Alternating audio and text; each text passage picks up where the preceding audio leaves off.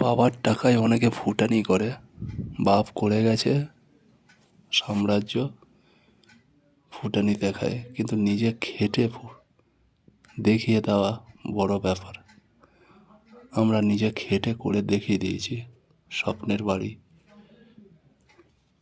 এটাই হচ্ছে আমাদের বাড়ি। অনেকটা স্ট্রাগল, অনেকটা কষ্ট, অনেকটা পরিশ্রম করছি সেই ছোট থেকে।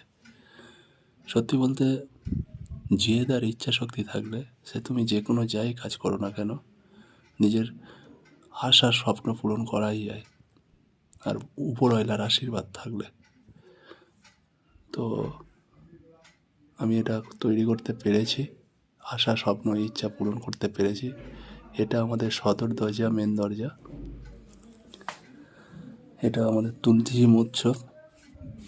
এই কাঠ পড়ে আছে ভাড়ার, উপরে একটু বাকি আছে। এটা আমার মার নাম শিখা, আর ভিলা নাম দিয়েছি। মিস্ত্রিদের ব্যাপার তোমরা জানো। উপরে প্রায় সব কমপ্লিট, শুধু এই দেয়ালটুকাই বাকি আছে।